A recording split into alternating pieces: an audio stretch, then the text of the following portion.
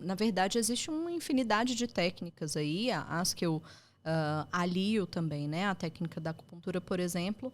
A gente tem a ventosa terapia, que hoje já está bem mais difundida, né? As pessoas, principalmente os atletas, né? Já têm usado. Eu acho que naquela última Olimpíada, né? Os atletas de natação começaram a aparecer com aquelas marquinhas redondinhas roxas. Aí ficou aquela coisa assim. Eu falei, nossa... Que diabo é isso? Na época eu até brinquei. Eu falei, gente, já conheço isso aí para mais de 10 anos. Isso aí não é novidade para mim, não. Mas, né, é algo que agora muitas pessoas estão buscando, né? Muitas pessoas, principalmente o pessoal da área do esporte, né? É mesmo? Mas ele tem a ver sim. com a questão muscular, de desempenho? Como funciona essa terapia? A ventosa terapia, ela trabalha muito com esse desbloqueio também energético. Ela é muito efetiva, né? Nesses casos de questões musculares, tensões, né?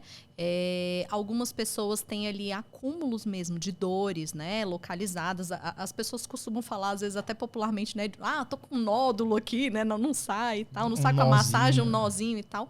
E aí a gente trabalha muitas vezes, né? Com a ventosa terapia. E uma outra técnica que eu gosto muito de aliar à ventosa terapia é a técnica da sangria. Ontem eu até perguntei lá no Instagram, foi ontem ou antes de ontem, não sei. Você conhece, já ouviu falar e tal. Um monte de gente disse, já conheço porque te conheço. Outros não, ainda não, fala mais. E aí eu até pensei, boa, deixa pra gente conversar sobre isso.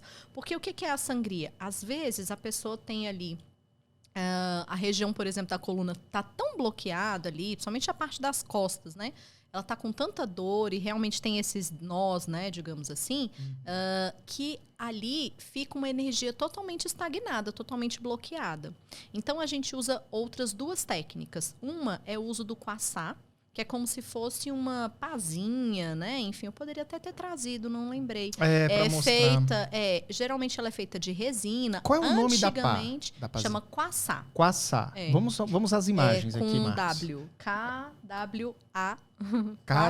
Kuá, né? Isso, tipo de kuá. kuat. Não, mas kuat não tem... Acho que não tem W, o refrigerante. Não sei se... Acho que não tem W, não. Enfim. S-A, isso. Vamos lá. Vamos ver se encontra aí. Antigamente, ela era feita com, geralmente, chifres de animais. Né? Então, assim, feito com marfim. Hoje a gente tem resina, então é bem mais fácil, né? Mais prático ali de ser usado, né? Com esses outros materiais. Então, o que a gente faz? É como se a gente raspasse, né, naquela região da tensão, ali com essa pazinha, né, com o kwassá. E onde tem o que a gente chama de sá, que é a estagnação, né, vai ficando com os pontinhos avermelhados. Né? Aqueles pontinhos avermelhados é o que a gente chama de sá, é onde tem ali um sangue que está parado, que está estagnado. A energia não circulando, o sangue também fica parado ali. Aí o que a gente faz? Alia o kwassá, que é essa técnica, e só fica com essas marquinhas, esses pontinhos assim avermelhados na região onde tem aquela determinada tensão. Às vezes você arrasta ali e aí ao longo fica de visível toda a na hora coluna, que você faz, né? fica visível somente naquela região. Aí a gente vem com uma agulhinha de sangria, né? E faz uns furinhos naquela região e depois coloca o copinho de ventosa, por exemplo. Né? Tá. E aí eu tenho pacientes que são apaixonados e falam assim, não, tô vindo aqui, pode botar e faz a sangria com kwassá, porque é isso que vai resolver minha dor. Tem pacientes antigos aí que são, inclusive, principalmente o pessoal que trabalha muito com essa parte, né, de exercício físico, né? Tem um paciente que corre, é muito envolvida assim, ela sente muita dor assim. E aí é interessantíssimo assim, por quê? A gente coloca as ventosas, a maioria das pessoas trabalha só com a ventosa, né? Mas na medicina chinesa a gente alia. Tem que ser o completo, né? Sim. E aí, quando a gente tira o copinho da ventosa, o sangue que sai, porque a gente faz os furinhos, né? Ele é isso. A pazinha de kwassá. Uma pazinha que vai passando assim. Legal. Olha isso aqui. Tá vendo aquelas manchas? Fica exatamente. Fica aqui. Esse aí tá bem... Esse aí, coitado, né? Esse aí tá tenso, né? Tá tenso. Eu andei meio estressado ultimamente. Caraca. Exato. Não achei, não. Coloquei assim. Guaxá. Isso, ela também pode ser... Achou. Isso. Mas realmente fica a marca aqui. Não dá pra ampliar, porque se você amplia, ele entra no site, o Google não é tão bom assim. Mas se você desce um pouquinho o scroll, ali, ó. Aqui, esse aqui. Esse, o da marquinha. Esse que tá bem feio aí, câmera né? 3, isso. Ó, se você olhar, dá pra ver. E isso aí seria o resultado do quê, essa parte? Isso aí é o resultado de a gente passar, né, o kwassá nas costas como um todo. É claro que essa pessoa aí é um exemplo bem grave, digamos assim, né? Por quê? Porque todas as costas dele, né, tá com essa marca. Geralmente, quando a gente passa ali, alguns pontos ficam mais evidentes, outros nem tanto. Então é bem mais suave que isso, né? Em geral é mais suave que isso. E aí, nesses pontos é que nós furamos. Por exemplo, esse paciente aí, imagina se a gente for furar ele todo, botar ventosa, né? Não, enfim. Aí não dá, não. Ou seja, não vai ser em uma sessão só que ele vai melhorar, né? Uhum. Mas existem alguns que a gente vai trabalhar ali, né? E é interessante porque quando a gente tira, né, o copinho ali da ventosa, o sangue que sai, a gente costuma falar, né? Eu falo assim, que é até um dito popular, sabe? Sangue pisado, como as pessoas dizem, né? Que é um sangue coagulado, né? Aquele sangue endurecido. Uhum. Ou seja, fica claro e nítido que aquele sangue estava parado ali. Ele não era um sangue que estava circulando ali na região, né, da muscular ali dela, né, tranquilamente. Não, ele realmente estava parado, estagnado ali. Tanto é que ele sai e rapidamente ele fica, né, com essa coagulado. Ali, né? Fica, você olha assim, parece uma gelatina, né, muitas vezes. E assim, eu diria que é um alívio quase que imediato. Eu digo assim que eu tenho pacientes que gostam muito, porque realmente é um alívio assim tremendo. E faz, né, o completo, né? A pessoa vai e faz. A sangria, você comentou outro, ou não sei se é a mesma técnica a respeito da sangria, é a ver com a chá com... A gente usa muitas vezes, mas, por exemplo, existe a técnica da sangria. Inclusive, essa semana aconteceu de eu atender uma paciente que estava com um quadro muito, muito intenso de enxaqueca. E aí a gente trabalha com a sangria indicativo para enxaqueca, por exemplo. Ou, por exemplo, quando a pessoa está assim, com um pico de pressão alta, né? Às vezes a pessoa, claro, toma medicamento e tal, mas ainda assim, né, tem ali um pico de pressão alta. Aí a gente trabalha, por vezes, né, com a sangria, por exemplo, no ápice da orelha, né? Ou dependendo do tipo de enxaqueca, né, nas têmporas. Então, isso diminui bastante, né? Essa paciente mesmo... Então, estava enxaqueca... com um quadro bem forte. Tanto é que ela me mandou mensagem, olha, veio assim, estava bem debilitada. Aí quando estava terminando a sessão, perguntei para ela, e aí, como é que você está se sentindo e tal? E ela disse, olha, só agora acabamos de fazer diminuir uns 40%. Já aquele alívio na hora. Aquele alívio na hora. Tem alguns pacientes que saem do consultório assim, sem dor, né? Então, para trabalhar a questão assim, de analgesia, diminuição de dor, é algo realmente assim, muito efetivo. Processos inflamatórios, articulares também. A gente tem uma outra técnica na medicina chinesa que se chama moxa bustão, que é a partir do que a gente chama da folha da artemisia. Ela parece um charuto, né? A maioria das vezes a gente utiliza, né, ela em bastão. Então, ela parece um charuto e a gente queima aquela pontinha, ela fica parecendo uma brasa. Uma brasazinha. Acho que eu já vi isso em algum lugar. Isso, ela tem um cheiro bem forte, né? Porque é a queima da erva da artemisia, né? Da folha da artemisia. E a gente direciona, né? Por exemplo, é excelente para casos de bursite, né? Porque ela auxilia nesse processo ali, né? Desinflamatório.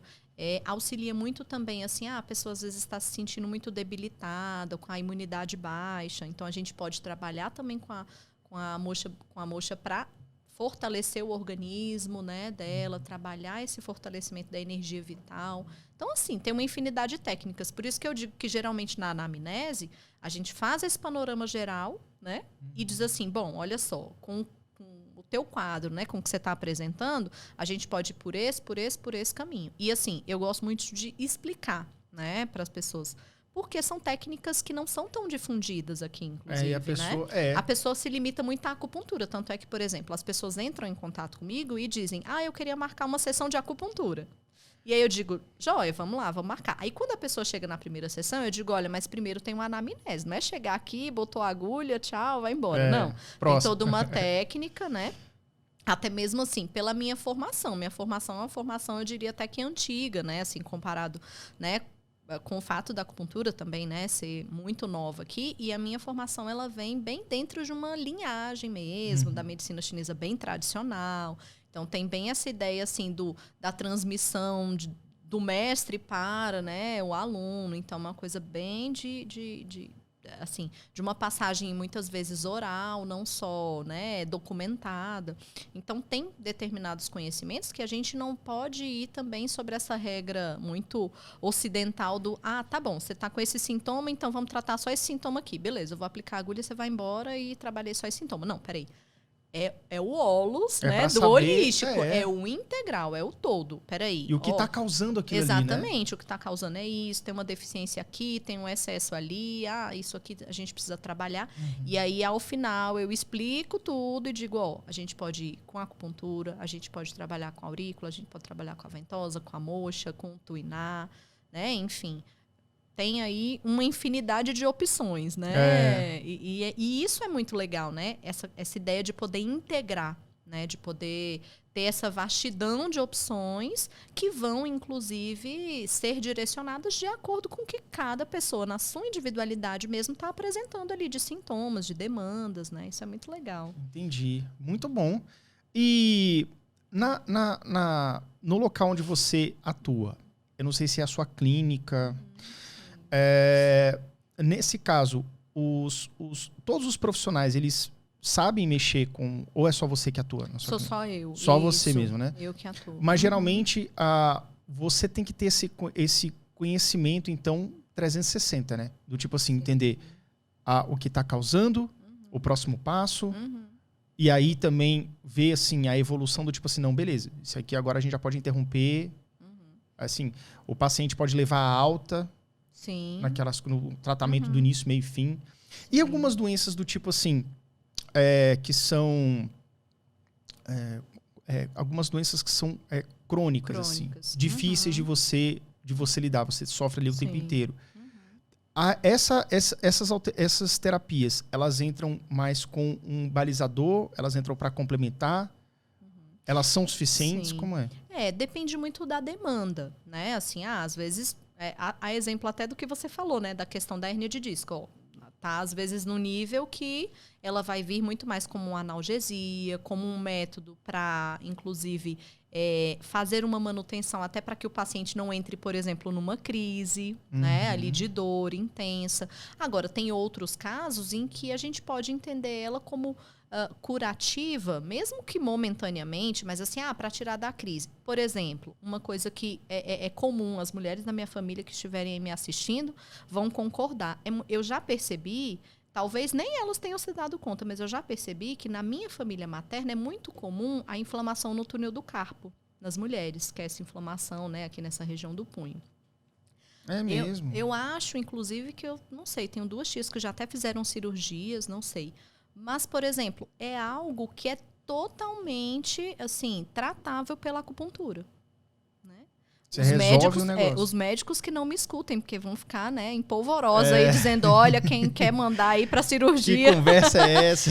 Mas, por exemplo, a minha mãe é um exemplo claro, assim, disso, né? Às vezes ela tá lá com dor, ela gosta de costurar e tal. Aí ela, minha filha... Tô precisando da acupuntura. Porque ela chegou, inclusive, aí, né? Fez todos os exames. Não, o médico disse que é cirúrgico. Eu falei, você não vai fazer cirurgia disso daí, não. Que isso daí, 2, 3, 4, 5 sessões de acupuntura resolve. E é dito e feito. Ela começa a sentir uma dorzinha ali, ela já me sinaliza, eu vou lá, né? Aplico, trabalho ali com ela, pronto. Cessa a dor e ela segue ali, né? Assim, meses sem sentir nada, né? Então, assim... Existem algumas coisas que, nossa, mas é um processo inflamatório, uma hora vai voltar, outra hora... Sim, mas assim, se a gente consegue ter um controle, inclusive de, por exemplo, eu vou fazer 5 sessões e ela vai ficar ali 6 meses sem sentir dor, então, né, tá dentro de um nível de controle ali, né, por exemplo, da intensidade de dor, né, e da ocorrência da dor, inclusive, que, né, é super tratável, digamos assim, por essa técnica. Agora, claro, a gente precisa ter também, né, a ética e a consciência dos níveis e tipos de demandas que surgem também, né? Eu acho que a gente deve tentar. Quando eu fiz a minha cirurgia na época, né?